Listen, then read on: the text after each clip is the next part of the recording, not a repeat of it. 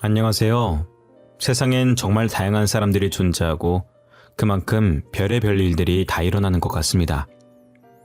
여기에 익명으로 올라오는 기가 막힌 사연들만 해도 말이에요. 저는 얼마 전까지만 해도 여기서 사연을 들으면서 이런 일이 실제로 일어나는 건가 싶었는데 드라마보다 더 드라마 같은 게 저희가 살고 있는 현실이었습니다. 과연 여러분들이 제 이야기를 들었을 때 어떤 생각을 하실지 모르겠지만 제 입장에선 지금 제가 쓰고 있는 이 사연도 정말 드라마 같다고 생각을 합니다. 제게는 정말 귀하게 키운 아들이 하나 있습니다. 저는 23살이라는 어린 나이에 사고를 치는 바람에 남들보다 일찍 결혼한 편이에요. 남편은 27살 취업 준비하던 대학교 선배로 둘 다 이렇다 할 직장도 없이 사고를 쳐버린 겁니다.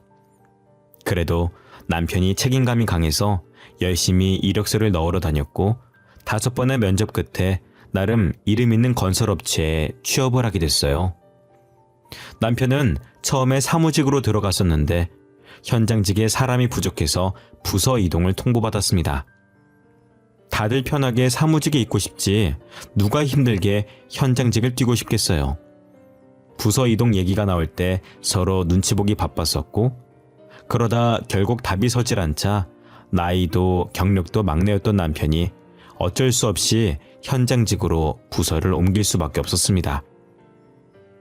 제가 걱정이 되어서 잘 하지도 않던 잔소리도 하게 되었어요. 하지만 남편은 제 잔소리에도 애써 웃어 보이더라고요. 아니, 아무리 늦게 입사하고 막내라지만 왜 자기들 마음대로 부서 이동을 시키고 그래?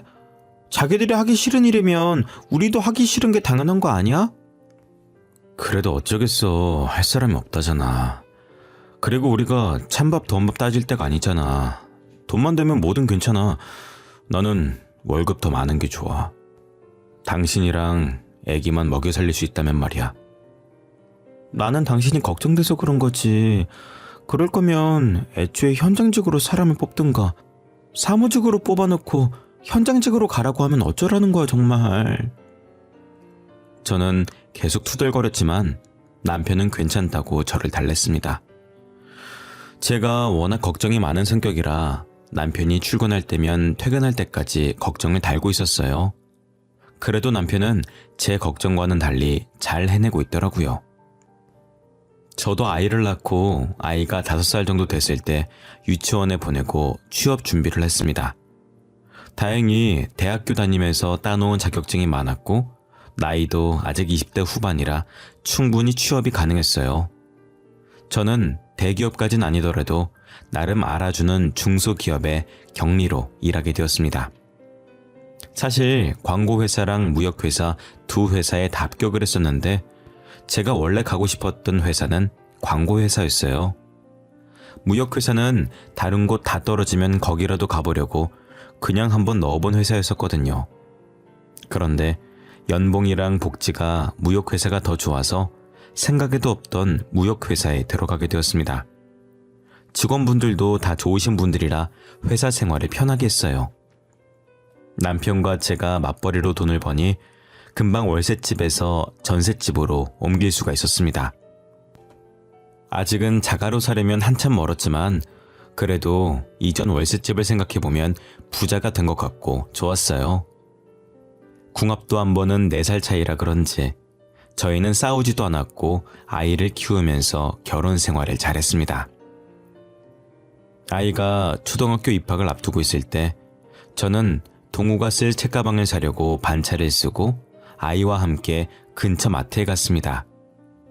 한참 쇼핑을 다 하고 시간을 보려고 휴대폰을 꺼냈는데 회사에서 배터리 충전하는 걸 깜빡했는지 휴대폰이 꺼져 있더라고요.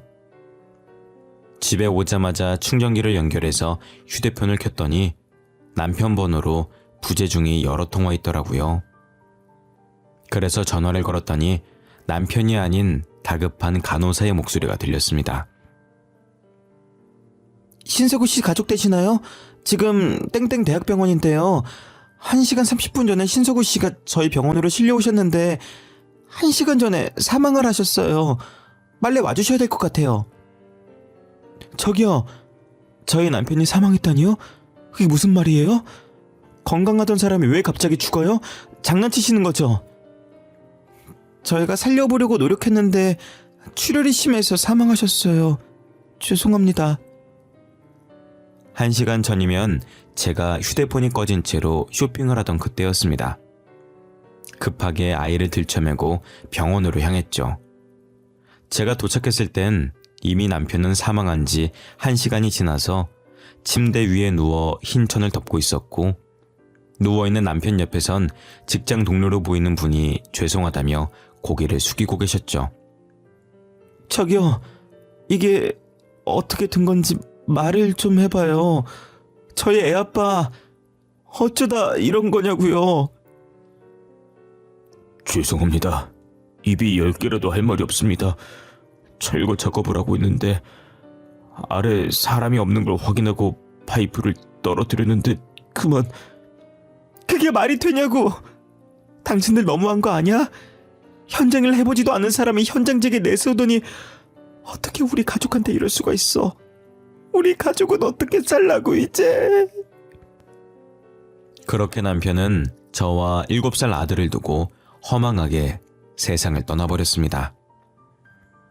조금 있으면 아들이 초등학교 입학하는데 입학하는 거 보겠다고 휴일도 다 맞춰놨던 양반인데 뭐가 그리 급해서 벌써 떠났냐고 영정사진을 보면서 많이도 한탄했죠. 아들은 자기 아빠가 죽은 걸 아는지 모르는지 울지도 않고 그렇다고 웃지도 않았어요. 저도 남편을 따라갈까 하는 안 좋은 생각을 많이 했지만 그럴 때마다 아들을 보고 참고 버텼습니다. 남편 없이 혼자서라도 남 부끄럽지 않게 아들을 잘 키우겠다고 다짐했죠. 혹시나 아들이 아빠가 없다는 이유로 반항심을 가지고 안 좋은 길로 빠지지 않을까, 나를 탓하지 않을까 하는 마음에 금이야 오기야 키웠습니다. 아이가 하고 싶다는 게 있으면 최대한 해주려고 노력을 많이 했어요. 아빠가 없어도 사는데 여유가 있으면 나쁜 길로 빠지지 않을 거라 생각했거든요. 동우야, 뭐 필요한 거 있어? 아니면 하고 싶은 거라든지. 동우가 하고 싶은 거 있으면 엄마가 다 해줄 거야. 그러니까 부담 갖지 말고 엄마한테 말해봐. 하고 싶은 거? 딱히 없는데. 그럼 미술학원. 제 친구들 미술학원 다닌대요. 친구들이 다니는 미술학원에 같이 다니고 싶어요. 엄마, 저 미술학원 보내줄 거예요? 당연하지. 동우가 하고 싶다는 거 엄마가 다 해줄 거라고 했잖아. 미술학원 말고도 또 하고 싶은 거 없어? 과외는 필요 없어? 과외... 엄마, 저는 공부에 재능이 없는 것 같아요. 일찌감치 포기하고 잘하는 거 찾아보려고요. 요놈... 곧 중학교 올라간다고 말 잘하는 거 봐. 알겠어. 동우가 하기 싫은 건 엄마가 안 시킬게. 용돈은 아직 남아있어? 더 필요하면 말하고 엄마가 줄 테니까. 이미 엄마가 용돈을 많이 주셔서 아직도 많이 남아있어요. 이 정도면 다음 달까지도 충분해요. 제 걱정하지 마시고 엄마 회사 가서 점심때 맛있는 거 사드세요. 아들이 아빠 없다고 엇나가지 않을까 걱정을 많이 했었는데 오히려 일찍부터 철이 들어버린 겁니다.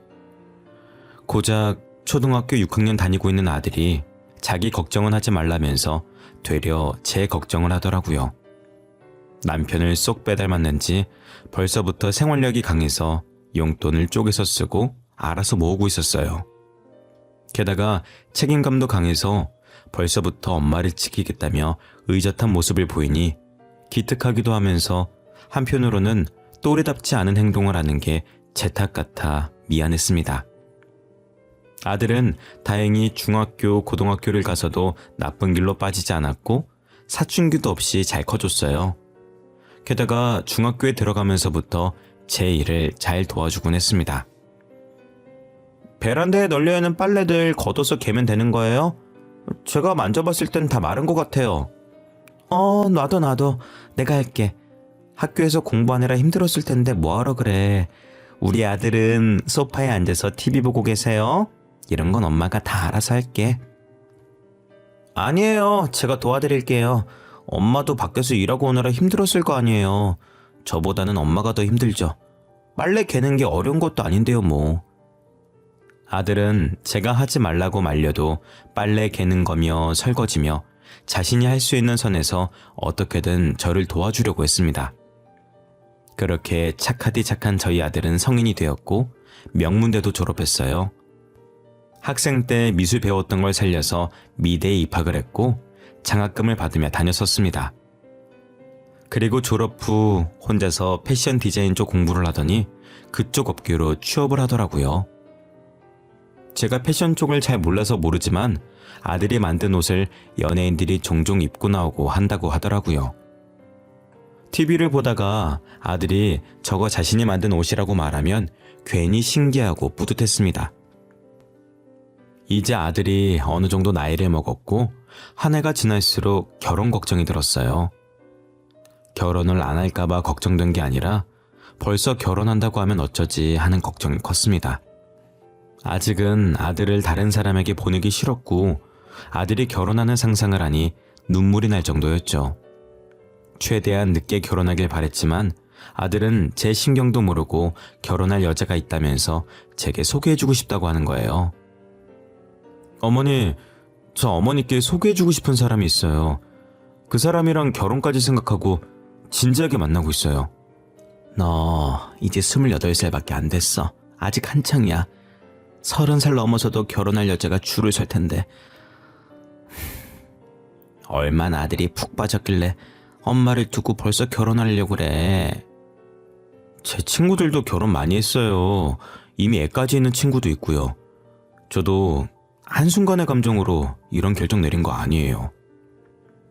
저는 아들이 30대 초중반쯤 되면 결혼할 거라고 생각했는데 20대 후반에 결혼을 하겠다고 하더라고요. 솔직한 심정으론 안 된다고 하고 싶었지만 그렇다고 평생 아들을 제 옆에 붙잡고 살 수는 없는 노릇이니 일단 아들의 여자친구를 한번 만나보기로 했어요. 얼마 지나지 않아 아들의 여자친구를 저희 집에서 만나게 되었습니다. 저는 며느리 될 사람의 얼굴을 보자마자 이 결혼은 반대라고 외치고 싶었습니다. 사람을 얼굴로만 보고 판단하면 안 되는 것이지만 그 아이의 얼굴이 좋지 않았어요. 이쁘고 안 이쁘고가 아니라 어딘가 모르게 쎄한 느낌이 들었습니다. 어머, 어서 오세요. 아가씨 집이 저희 집이랑 거리가 좀 있다고 하던데 먼 길 오시느라 고생했어요. 여기 앉으시겠어요? 아들, 주방에 가서 차라도 한 잔 내올래? 내가 아가씨 취향을 잘 모르겠네. 차 안 주셔도 돼요. 제가 남의 집에선 물도 제대로 먹질 못해서요. 죄송해요. 마음만 감사히 받고 차는 마신 걸로 칠게요. 그래도 되죠, 어머님? 그렇게 해요. 간혹 남의 집에서 물만 마셔도 체하는 사람이 있다라고 저 그런 거 이해돼요. 참 그 아들한테 들었어요. 직업이 교사라고. 나이도 아들보다 어리다고 하던데 벌써 교사까지 되고 대단해요. 별로 대단한 건 아니고 저희 집 근처 조그만 고등학교에서 근무하고 있어요. 어머님 죄송한데 이번 주 학부모 상담주였는데 일부러 시간 뺀 거라 실례가 안 된다면 일찍 나가봐도 괜찮을까요? 그렇게 해요. 우리가 괜히 바쁜 사람 잡아뒀네. 우리는 괜찮으니까 얼른 가봐요. 며느리는 말은 정중하게 착하게 하는 것 같은데 약간 예의가 없달까 어딘가 애매모호한 태도였어요. 솔직히 며느리 직업이 교사라고 하면 두말할 것도 없이 좋았죠. 하지만 며느리에게 풍겨오는 쎄한 느낌을 무시할 수가 없겠더라고요. 시어머니가 될 사람과 첫 식사 자리인데 벌써부터 먼저 일어나 보겠다고 하고 제가 주는 물 한 잔도 안 먹겠다는 태도를 보면 결혼 후에 어떨지 훤하게 보이더라고요. 저는 아무리 직업이 좋고 돈을 잘 벌어도 사람 됨됨이가 좋지 못하면 결혼시키고 싶지 않았습니다. 그 아이가 간 뒤 한참을 생각하다가 아들에게도 이 결혼은 아닌 것 같다고 말했어요. 아들, 꼭 그 아가씨랑 결혼을 해야 되겠어? 엄마가 봤을 땐 좀 아닌 것 같은데 인상이 너무 안 좋아. 아까 보인 태도도 그렇고. 제발 엄마를 봐서라도 결혼 다시 한번 생각해보면 안 되겠니? 엄마가 잘 몰라서 그런 거예요. 원래 수진이가 낯을 좀 많이 가려서 그런 거지 심성은 착한 애예요. 그리고 아까는 제가 바쁜 애 붙잡아 두긴 했어요. 원래 시간 안 된다고 했는데 제가 억지로 데리고 온 거거든요. 그래, 그래도 엄마가 볼 땐 영 아닌데 이 결혼 꼭 해야겠어? 나중에 너가 잡혀 살 것 같아서 그래. 나는 잘 지내는 모습을 보고 싶지 누구 하나 잡혀 사는 거 보고 싶지 않아. 에이, 엄마, 괜한 걱정하시는 거예요. 저희 사이 엄청 좋아요. 엄마, 저 못 믿으세요? 저 이제껏 언제 엄마 속 썩인 적도 없잖아요. 그러니까 이번에도 아들 한번 믿어보세요. 저는 어떻게든 아들의 결혼을 말려보려고 했지만 아들이 너무 완강했어요. 아들이 이제껏 자기가 속 썩인 적 있냐고 하는데 반박할 말이 없더라고요. 지금까지 커오면서 제게 반항 한번 한 적 없고 잘못된 선택한 적 없는 아이였거든요.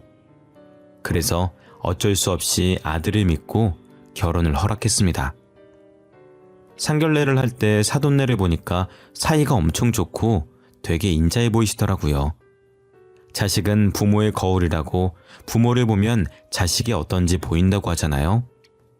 저는 사돈의 성격이 너무 좋아서 며느리도 그걸 보고 배웠겠구나 싶어서 날 세웠던 걸 조금 가라앉혔습니다. 며느리가 결혼한 지 반년 만에 제게 아들을 쏙 빼닮은 손자를 안겨주더라고요.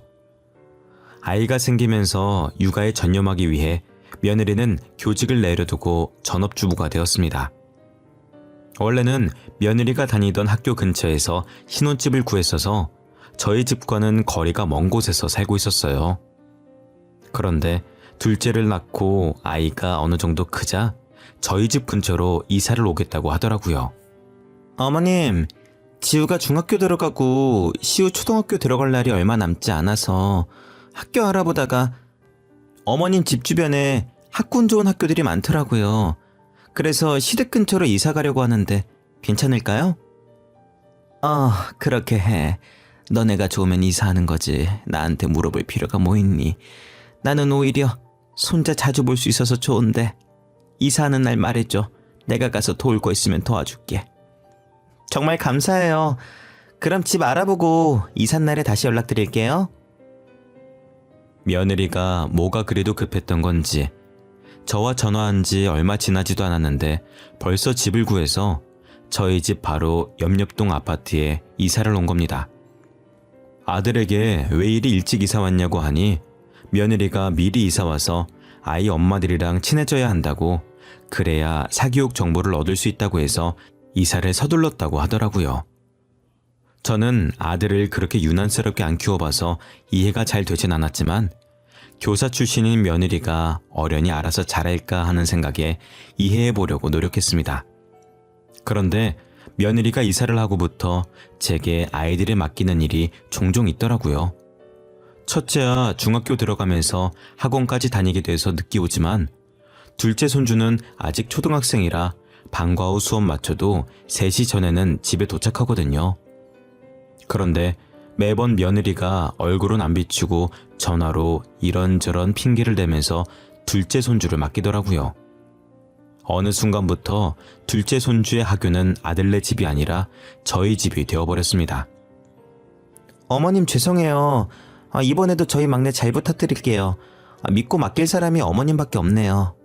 제가 급하게 학부모 간담회가 잡혀서 말이에요.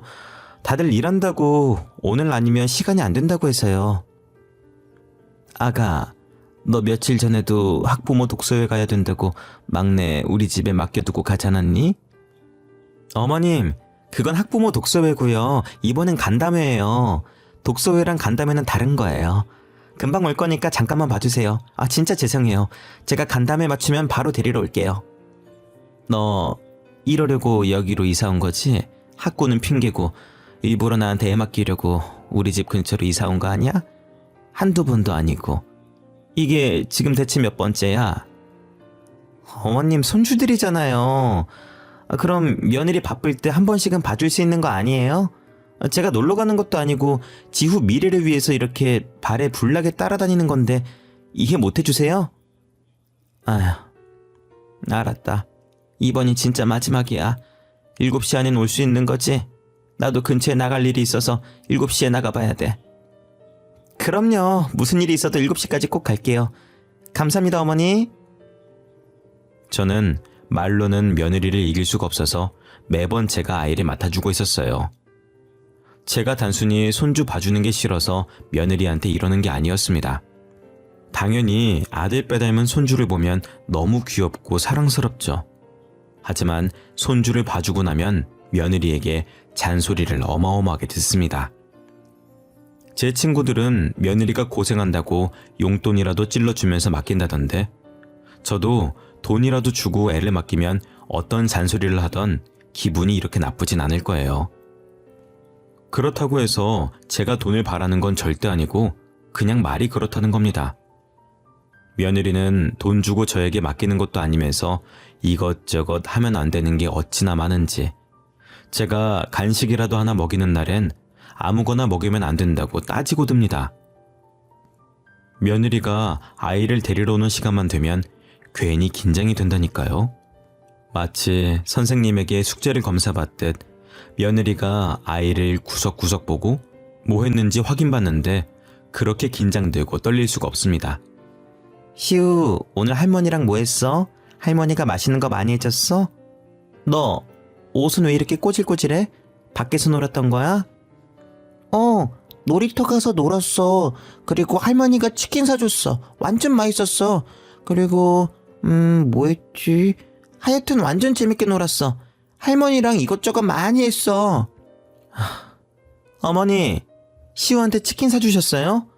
애들 나중에 그것만 찾는다고 제가 인스턴트 먹이면 안 된다고 전에도 말씀드렸잖아요. 그리고 이렇게 옷이 꼬질꼬질하면 새 옷으로 갈아입혀 주셔야죠. 아니, 시우가 먹고 싶다는데 어쩌니. 그 나이 땐 먹고 싶은 거 마음껏 먹게 해줘야 돼. 그리고 하교하자마자 우리 집에 왔는데 새 옷이 어딨어. 가방에 새 옷이나 넣고 그렇게 얘기를 하든가. 아, 진짜 못 살아. 다음부턴 여보 옷 가방에 넣어드릴 테니까 놀고 나면 애 옷 좀 갈아입혀 주세요. 다시는 인스턴트 음식 사주지 마시고요. 아시겠어요? 그럼 저 이만 가볼게요. 아이를 맡기는 날이면 하루도 빠지지 않고 며느리에게 한 소리를 들어야 했습니다. 이 정도 했으면 며느리의 잔소리에 내성이 생길 만도 한데 언제 들어도 심장이 벌렁거려요. 며느리가 저를 시어머니라고 생각은 하는 건지 해도 너무하더라고요. 어찌나 잔소리가 심한지 이 나이 먹도록 애를 열심히 봐주고 욕은 욕대로 먹는 게 너무 울컥해서 눈물이 다 나오더라고요. 그러다 며느리가 다급하게 저희 집에 찾아와선 첫째 학부모 모임 간다고 저한테 또 막내 손주를 맡기러 온 겁니다. 그땐 저도 약속이 있어서 나갈 준비하던 참이었었거든요. 그래서 저도 그날만큼은 단호하게 안 된다고 말을 했습니다. 어머님, 진짜 죄송해요. 오늘 첫째 학부모 모임 있는 걸 제가 깜빡했어요. 지금 당장 가봐야 되거든요. 진짜 죄송한데 오늘 하루 막내 좀 봐주세요. 야야야, 아가. 이렇게 덜렁 애 맡기고 가면 어떡해. 내가 안 된다고 했잖아. 나도 오늘 약속 있어. 잠깐만. 나 지금 나가봐야 되는데. 예. 어머님 죄송해요. 제가 저녁에 데리러 올게요. 진짜 죄송합니다. 그런데 제가 안 된다고 말할 틈도 없이 며느리는 아이를 집안에 들이고 나가버리더라고요. 순식간에 며느리가 사라져버렸고 남겨진 저와 손주는 서로를 빤히 쳐다봤습니다. 저는 결국 약속을 취소했고 한숨을 쉬며 손주를 봐줬어요. 손주가 집에서 잘 놀다가 집에서만 놀기엔 답답한지 밖으로 나가고 싶어 하는 겁니다. 아파트 단지에 아이들이 놀 수 있게 만들어 놓은 놀이터가 있어서 거기로 향했어요. 손주의 손을 잡고 집을 나서는데 며느리 차가 저희 집 바로 앞동에 주차가 되어 있는 겁니다. 저는 주차장 자리가 없어서 거기 주차해놓고 차를 안 가지고 갔나 했었거든요. 매일 차를 끌고 나가라는 법은 없으니까 대수롭지 않게 보고 있었습니다. 제가 그냥 지나치려고 할 때 며느리가 앞동에서 남자와 팔짱을 끼고 엘리베이터에서 나오는 겁니다. 처음엔 저 여자 우리 며느리와 좀 닮았네 싶었는데 옷차림이 아까 저한테 애 맡기고 나간 옷 그대로였고 얼굴도 자세히 보니 며느리가 확실했습니다. 저는 며느리를 보자마자 곧장 아들에게 전화를 걸었어요. 아들, 저 바쁠 텐데 전화해서 미안해. 내가 물어볼 게 있어서 말이야. 아니 글쎄, 며느라기가 분명히 학부모 모임 나간다고 나한테 애 맡기고 갔는데 모르는 남자랑 있더라고. 아, 모르는 남자랑 있어서 걱정돼서 전화하셨어요? 아, 걱정하지 마세요. 앞동 남자일 거예요. 그 앞동의 남자가 학부모 모임에 장을 맡고 있는데 우리 아파트 주민이라 같이 가겠다고 저한테 말하고 간 거예요. 그러니 너도 알고 있는 거야? 아휴, 난 그것도 모르고 며느리 의심할 뻔했네. 너도 알고 있다니 됐어. 일하고 있는 애 붙잡아두고 쓸데없는 얘기를 했네. 일 열심히 해. 끊을게. 저는 며느리가 그 남자랑 팔짱 끼고 있었다는 말은 하지 않았습니다. 괜히 제가 넘겨짚고 말을 잘못해서 큰일 만들까봐 아들에겐 자세히 말하지 못했어요. 그리고 아들도 알고 있다고 하는데 제가 나서면 안 될 것 같았습니다. 하지만 그날 봤던 며느리와 학부모장의 분위기가 심상치 않았었거든요. 그래서 저는 며느리의 행동 하나하나를 주의 깊게 보게 되었습니다. 옷은 어떤 차림이며 어떤 이유로 아이를 맡겼는지 곱씹어 보게 되더라고요. 저녁에 손주를 데리러 온 며느리가 명품 가방을 메고 있는 겁니다. 저는 그 명품 가방을 유심히 봤고 한동안 계속 그 가방을 메는 것 같아 보였어요. 그러다 문득 생각이 든 게 일도 안 하면서 무슨 돈으로 저걸 샀나 싶더라고요. 혹시나 아들이 사준 건가 싶어서 아들에게 물어봤습니다. 아들, 요즘 지우가 들고 다니는 명품 가방 말이야. 무슨 돈으로 산 거니? 딱 봐도 비싸 보이던데 요즘 며느리가 따로 일하는 거 있어? 명품 가방이요? 뜬금없이 무슨 명품 가방이요? 지우가 명품 가방이 어딨어요. 저한테 생활비 받아가는 사람인데 그럴 돈 없을걸요? 그리고 어머니 가방 브랜드 잘 모르시잖아요. 그냥 착각하신 거 아니에요? 아니야. 분명히 명품 가방이 확실해. 그렇게 유명한 브랜드를 내가 모를 리가 없지. 그리고 내가 저번부터 찝찝했는데 아무래도 지우가 그때 본 그 학부모장이랑 바람피는 것 같아. 분명히 팔짱까지 끼고 있는 걸 내 두 눈으로 똑똑히 봤단 말이지. 그 가방도 그놈이 사줬구만 그래, 응? 팔짱을 꼈다고요? 확실히 그 남자랑 지우랑 팔짱 끼고 있었어요? 일단 알겠어요, 어머니. 아들은 제 말을 듣더니 굳은 목소리로 전화를 끊더라고요. 그러더니 며칠 뒤 다시 아들에게 연락이 온 겁니다. 제 말을 듣고 아들도 찝찝한 기분이 들어서 며느리 차 블랙박스를 확인했다고 하더라고요. 어머니, 저번에 지우가 바람피는 것 같다고 하셨잖아요. 진짜 둘이 바람핀 거 맞더라고요. 블랙박스 삭제한 건지 찍힌 영상은 없었는데 내비게이션에 땡땡대학교가 찍혀 있었어요. 땡땡대학교? 그 대학교는 왜 찍혀 있다니? 설마 앞동 남자 직업이 교수라니? 아니요. 대학생이었어요. 그래서 아내 뒤를 쫓다가 그놈이랑 둘이서 호텔까지 가더라고요. 알아보니까 둘이 클럽에서 만난 것 같더라고요. 그동안 돈 많고 어린 저 남자랑 사귀고 있었어요. 그럼 이때까지 학부모 간담회다 독서회다 하면서 나한테 애 맡긴 게 다 거짓말이었고 그놈이랑 놀아나느라 그랬다는 거야? 전화를 끊고 애들 집으로 갔더니 아들만 있고 또 며느리는 없더라고요. 아들은 며느리를 미행해서 목격한 모든 장면을 찍어두고 제게 보여줬습니다. 며느리의 차에 상간남이 동승한 것부터 호텔에 같이 들어가는 것까지 믿고 싶진 않았지만 진짜 바람이 폈더라고요. 어떻게 애도 둘씩이나 있으면서 대담하게 바람이 핀 건지 충격적이라 말이 안 나왔습니다. 며느리한테 당장 집으로 들어오라고 전화로 불렀습니다. 며느리는 왜 말도 없이 왔냐며 바쁜 사람 오라가라 한다고 투덜거리면서 집 안으로 들어오더라고요. 죄의식은 가지고 있는 건지 스스로 실토할 기회를 주고 싶어서 불렀더니 아주 뻔뻔 그 자체였습니다. 너 지금 어디 갔다 오는 길이야? 또 학부모 간담회다 뭐다 핑계대면서 나간 거야? 우리 다 알고 있어. 그러니까 사실대로 말해. 사실대로 말하면 가볍게 끝낼게. 다짜고짜 바쁜 사람 불러놓고 뭘 사실대로 말하는 거예요? 오늘은 학부모들 만난 게 아니라 집 근처 카페에서 친구 만나고 있었어요. 친구?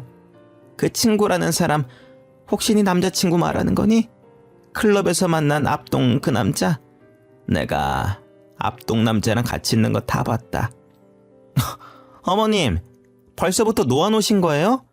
저를 지금 누구랑 착각하시는 거예요? 뭘 보셨는지 모르겠는데 그거 저 아니에요. 학부모들 뒷공무니 쫓아다니기 바쁜데 제가 바람필 시간이 어딨어요?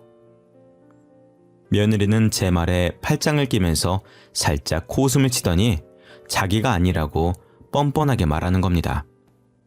되려 저더러 노안이 있냐고, 자기를 누구랑 착각하고 이렇게 나오는 거냐고 하더라고요.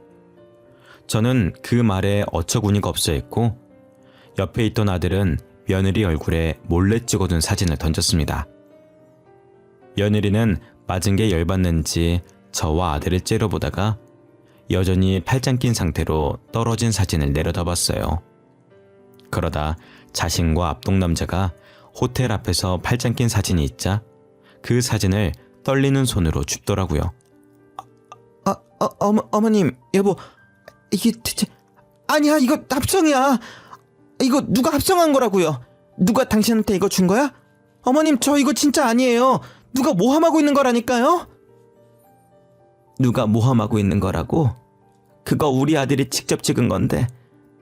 너 예쁘게 잘 나왔더라. 아들이 미술에만 재능이 있는 줄 알았는데 사진 찍는 거에도 재능이 있는 줄 몰랐어.